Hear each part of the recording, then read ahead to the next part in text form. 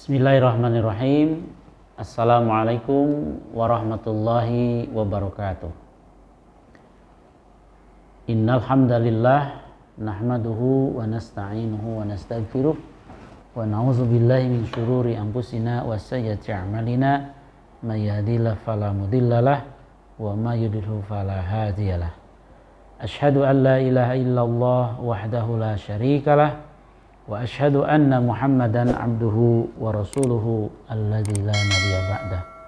Allahumma shalli ala sayyidina Muhammadin wa alihi wa sahbihi wa sallim. Amma ba'du. Fa ibadallah, usikum wa nafsi bi taqwallah wa ta'atihi la'allakum tuflihun. Faqala Allah ta'ala fil Qur'anil Azizil Karim, a'udzu billahi minasyaitonir rajim. Bismillahirrahmanirrahim. Innal ladzina amanu wa 'amilus solihati ulaika hum khairul bariyah. Al-ayah sadaqallahul azim. Faqala Rasulullah sallallahu alaihi wasallam, man qama ramadhana imanan wa ihtisaba ghufira lahu ma taqaddama min dhanbi. Al-hadis. Segala puji hanya milik Allah. Dialah Rabb yang telah menciptakan semesta alam dengan segala kesempurnaannya. Dia pula Allah Subhanahu wa ta'ala yang telah menghadirkan agama Islam kepada kita sebagai seorang muslim, sehingga kita dengan ketulusan, dengan penuh keimanan akan terus berjuang menegakkan syariat agama Allah, menegakkan Islam dan mengimplementasikan keislaman kita dalam kehidupan keseharian kita. Bersyukur kepada Allah Subhanahu wa ta'ala, kita masuk di bulan suci Ramadan 1443 Hijriah. Tentunya tiada lain, marilah kita sempurnakan atau bahkan kita maksimalkan seluruh hari-hari di bulan suci Ramadan, seluruh malam di bulan suci Ramadan, seluruh siang di bulan suci Ramadan. Karena kita tahu bahwa bulan ini adalah bulan yang penuh dengan keberkahan, yang penuh dengan maghfirah, yang semua kebaikan terkumpul di bulan Ramadan. Semua dosa-dosa kita insya Allah diampuni di bulan suci Ramadan. Bahkan di akhir Ramadan kita keluar seperti bayi yang baru dilahirkan.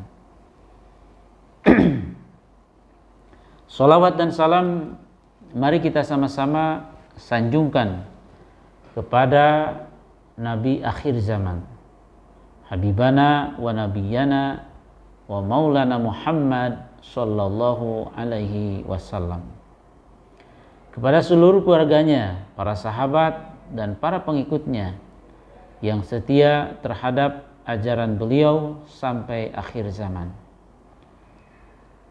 Ikhwatul iman, pemirsa Mutiara Ramadan yang berbahagia, yang saya banggakan dan saya cintai semuanya. Selalu saya mengingatkan dalam setiap kajian, dalam setiap dakwah, dalam setiap kesempatan saya menyampaikan nasihat-nasihat hikmah dari agama yang kita yakini. Mari kita sama-sama meneladani Rasulullah.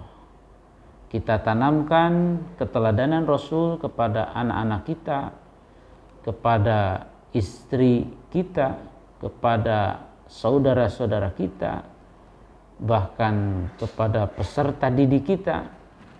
Kalau misalnya Bapak Ibu sebagai dosen kepada para mahasiswa dan mahasiswi kita, marilah kita tanamkan semangat untuk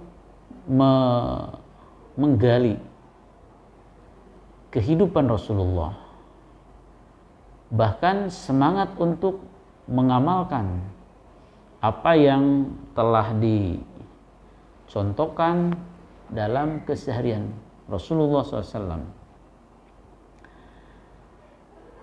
Sekalipun hal-hal yang sederhana dianggapnya oleh kita, sekalipun hal-hal yang sangat yang biasa-biasa, karena Nabi menyampaikan, janganlah kita menganggap remeh tentang kebaikan. La tahtaqiranna minal ma'ruf.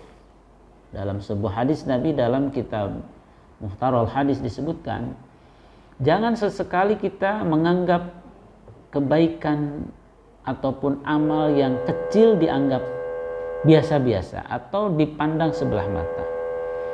Karena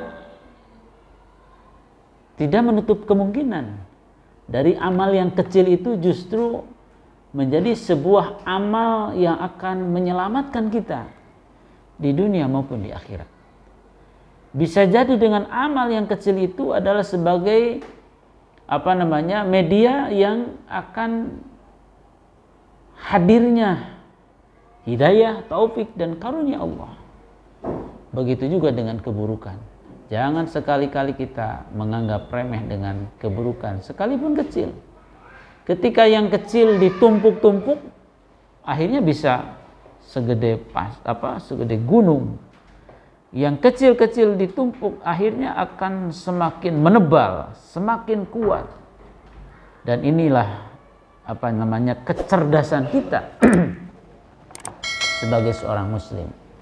Misalnya kita menganggap enteng ketika kita akan akan makan, minimal kita membaca basmalah. Biarin dah nggak baca basmalah juga, biarin dah nggak berdoa juga, yang penting yang kita makan adalah yang halal. Tetapi ketika kita membiasakan sebelum makan minum selalu berdoa, sebelum masuk ke WC kita berdoa, sebelum kita berangkat kita berdoa gitu. Kemudian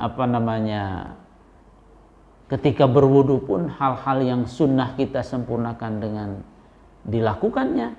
Kemudian berzikir sekalipun hanya membaca subhanallah, Allahu Akbar dan yang lain, tetapi itu dibiasakan sehingga menjadi sebuah tumpukan amal, sebuah pembenaran amal, sebuah investasi amal yang mungkin kita lupakan. Ternyata dari sinilah Allah menurunkan rahmat dan barokahnya pada kita semua.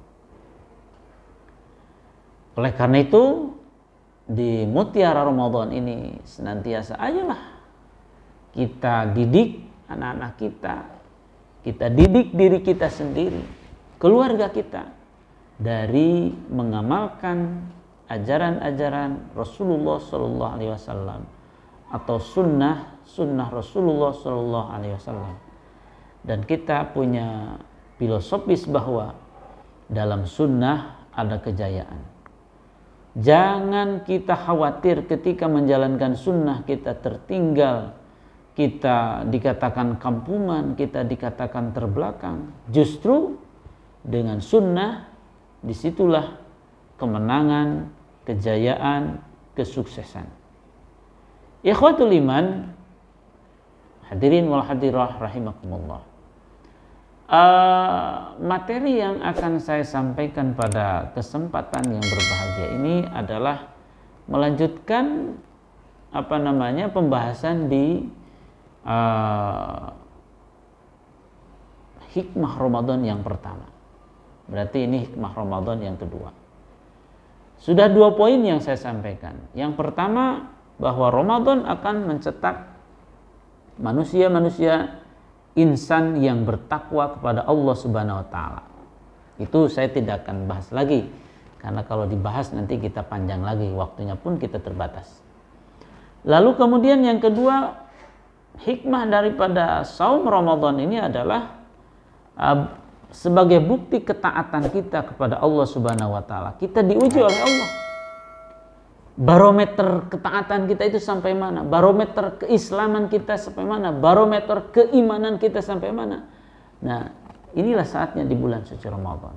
Kita buktikan seberapa kemampuan kita menyikapi Ramadan dengan syarat yang harus kita lakukan, dengan pekerjaan sunnahnya, sahurnya seperti apa, tarawihnya seperti apa, membaca Al-Qur'annya seperti apa, bersedekahnya berapa, itu barometernya. Dan insya Allah keluar dari Ramadan, dari poin yang awal itu adalah mencetak manusia-manusia, insan Islam, muslim, muslimat yang tangguh, yang punya integritas, yaitu ketakwaan terhadap Allah Subhanahu wa taala. Ya rahimakumullah. Poin yang ketiga daripada hikmah Ramadan itu adalah melatih disiplin. Disiplin itu adalah sesuatu ajaran yang sangat mulia. Jangan sampai punya pemahaman, pemikiran dalam Islam itu biasa-biasa saja, lalai-lalai saja. Tidak. Justru Islam itu mengajarkan bagaimana kita disiplin. Yang pertama mungkin disiplin waktu. Itu penting. Ya. Seseorang yang punya kecakapan, kecerdasan, seseorang yang punya integritas, seseorang yang punya loyalitas, semangat, istiqomah, percaya diri, adalah salah satunya adalah orang-orang yang mempunyai disiplin. Kita tahu di dalam Al-Quran Allah bersumpah dengan waktu, dengan beberapa surah, ada beberapa ayat. Wasyamsi waduhaha, wal laili idza yaghshaha, wan nahari idza jallaha, wal asri wadduha. Itu kan kenapa Allah itu dalam Al-Quran bersumpah dengan waktu? Ada apa dengan waktu? Ya.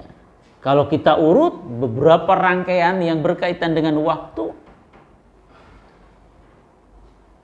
misalnya dalam fikih saja ada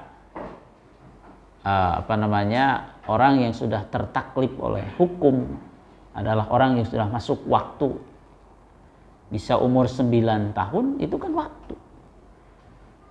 Kalau sudah kalau sudah berhaid bagi perempuan 9 tahun, 10 tahun bagi laki-laki apabila sudah bermimpi basah.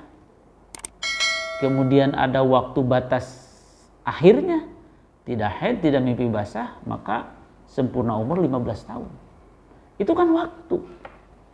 Berarti ada rahasia dari waktu ini. Kemudian sholat ada waktunya juga.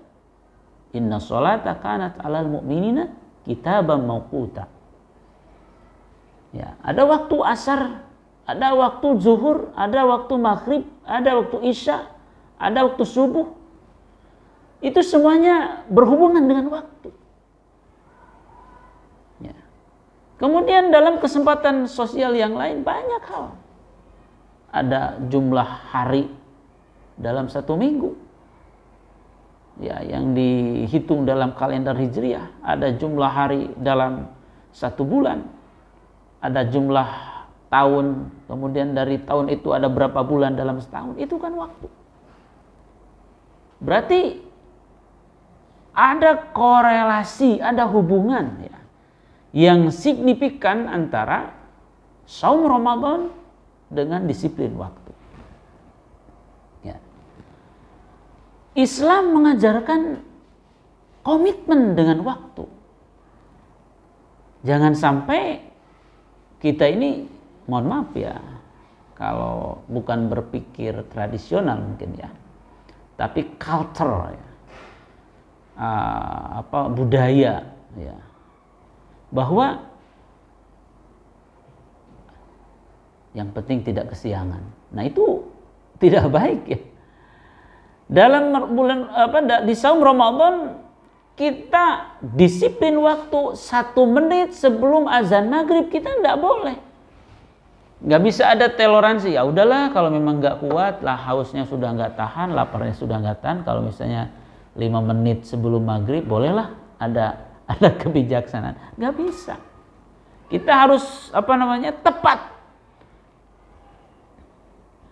Allahu Akbar, Allahu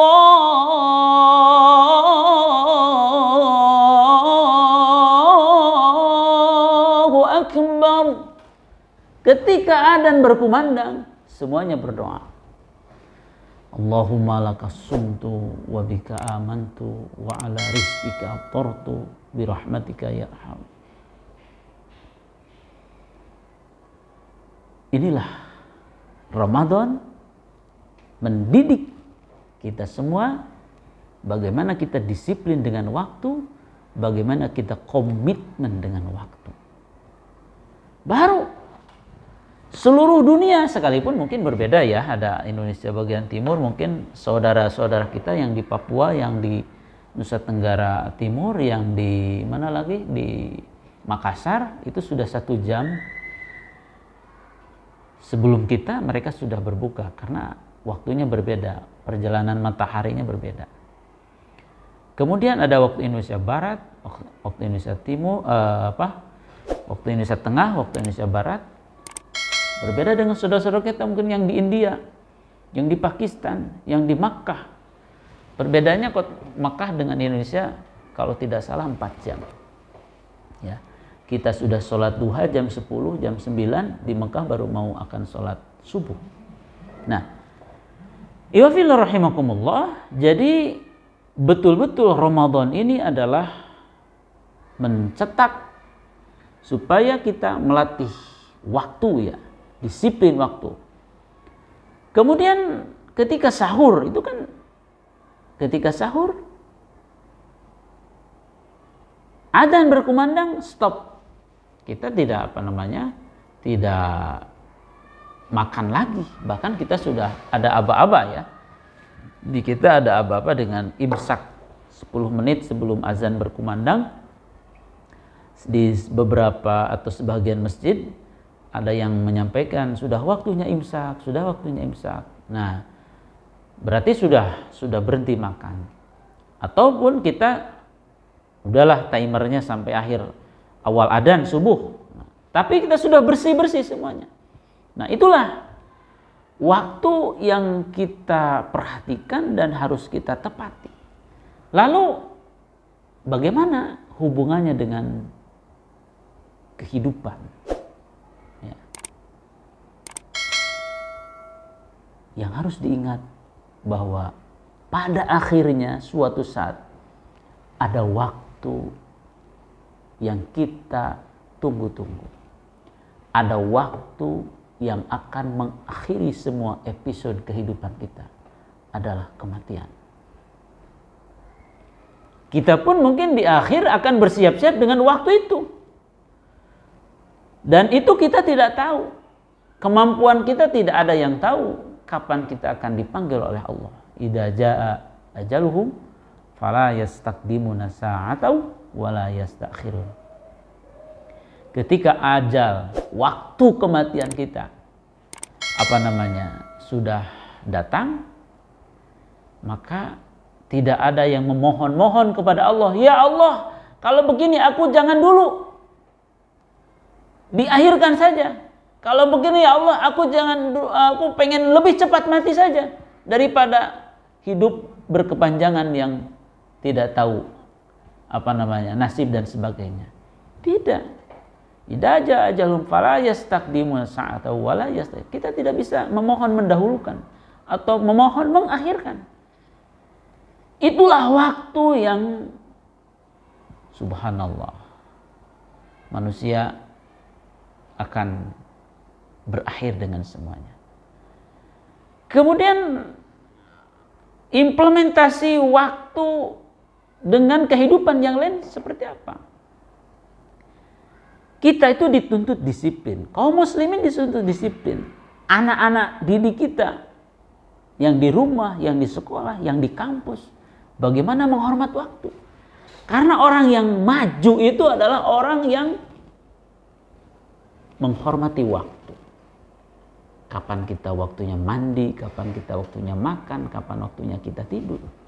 Waktu tidur saja. Kalau kita tidak disiplin dengan waktunya tidur, maka dampaknya secara kesehatan, mohon maaf, sekalipun saya bukan seorang dokter, bukan seorang ahli medis, bukan seorang peneliti kesehatan, tapi kita lebih banyak membaca, mendengar, ataupun langsung mendengarkan dari ahlinya, bahwa kalau kita waktu tidur kita tidak cukup, itu akan berpengaruh pada tekanan darah kita, kepada psikologis kita. Ya. Orang kalau kurang tidur akan mudah terserang penyakit karena daya tahan tubuh kita. Dan yang lebih luar biasa, Rasulullah menyampaikan,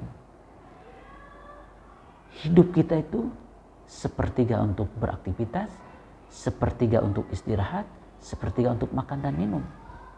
Nah itu kan subhanallah. Rasulullah SAW menyampaikan seperti itu.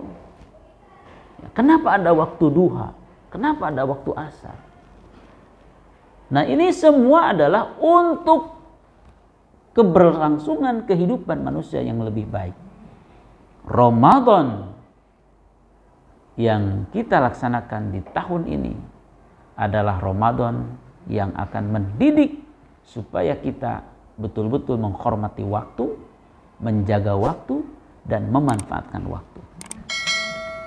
Iwafillah, hadirin wal hadirah, sahabat Mutiara Ramadan yang dimuliakan oleh Allah Subhanahu wa taala. Yang keempat berarti ya, ketakwaan, kemudian bukti ketaatan, kemudian disiplin waktu, dan yang keempat apa? Saum Ramadan mengajarkan pada kita menumbuhkan solidaritas. Solidaritas itu dalam konsep Islam disampaikan oleh Rasulullah. La yu'minu ahadukum hatta yuhibbu li akhihi ma yuhibbu li nafsihi. Masya Allah. Rasulullah menyampaikan bahwa tidak termasuk orang yang beriman kepada Allah Subhanahu wa taala kalau kita mencintai orang lain tidak seperti ma yuhibbu li nafsi, tidak seperti mencintai diri sendiri. Kenapa ada hadis mengatakan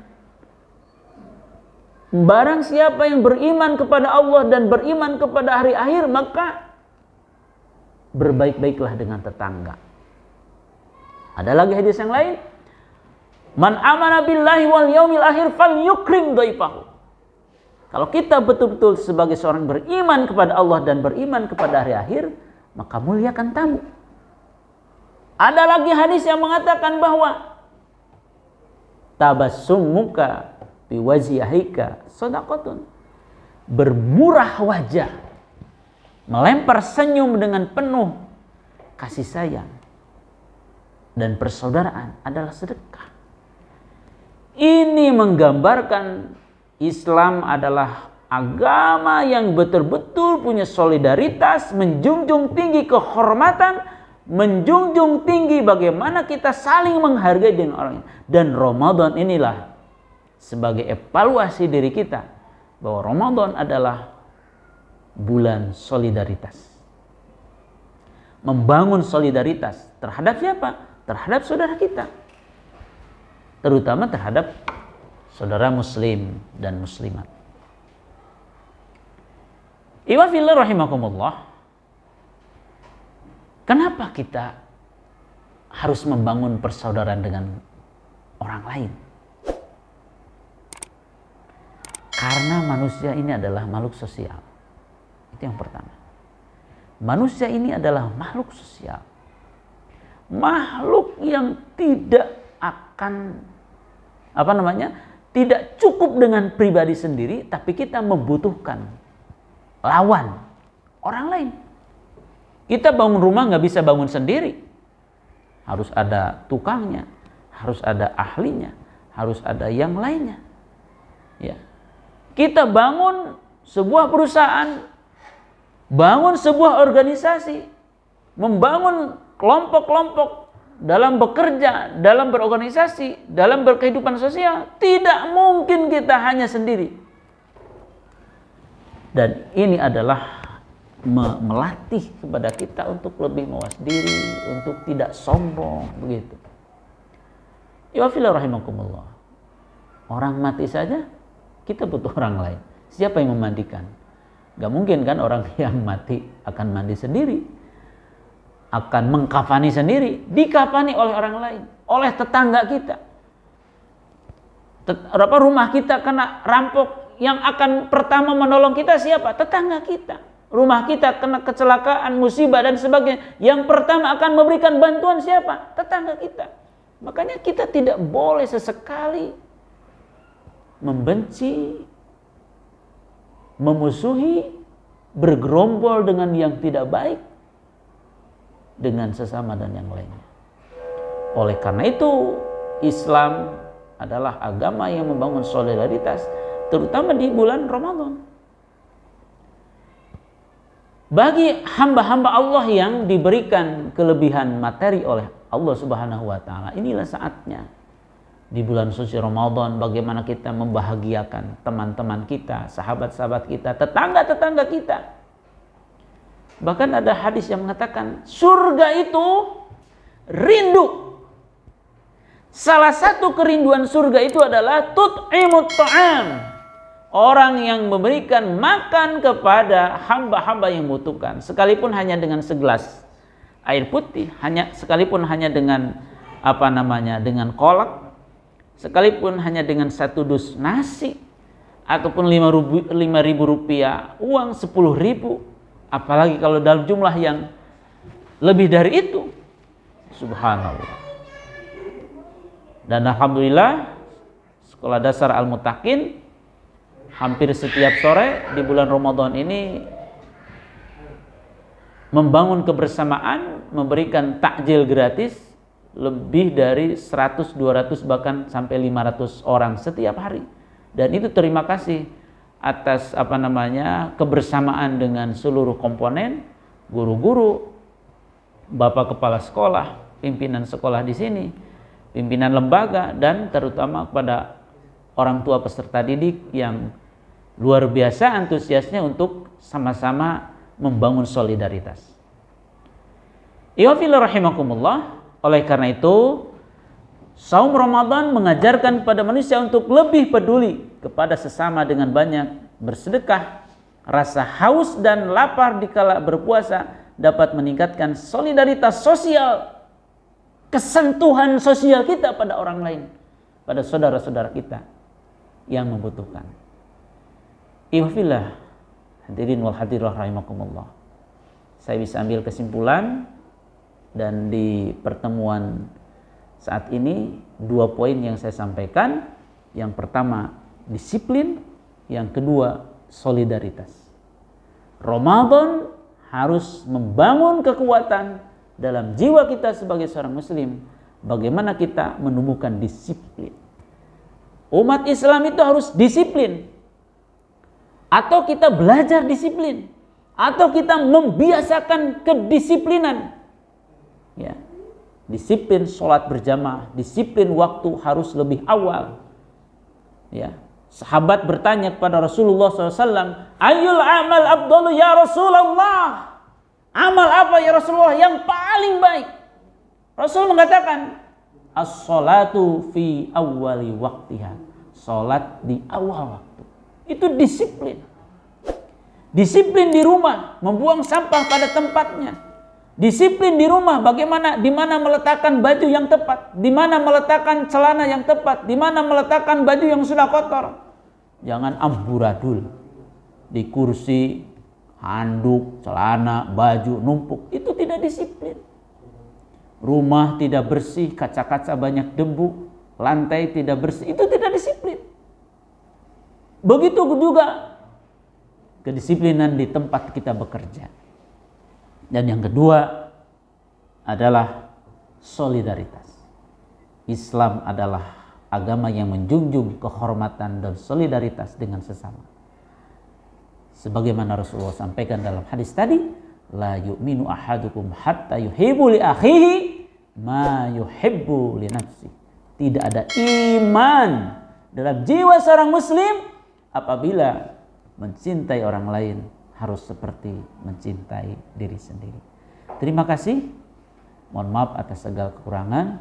Mudah-mudahan Ramadan di 1443 Hijriah ini kita semua diberikan kekuatan, kemampuan untuk menyempurnakan, tentunya memaksimalkan ibadah kita di hadapan Allah supaya kita keluar dari Ramadan mempunyai pribadi yang bertakwa, yang disiplin, yang punya solidaritas, yang punya dedikasi tinggi terhadap keluarga dan terhadap sesama.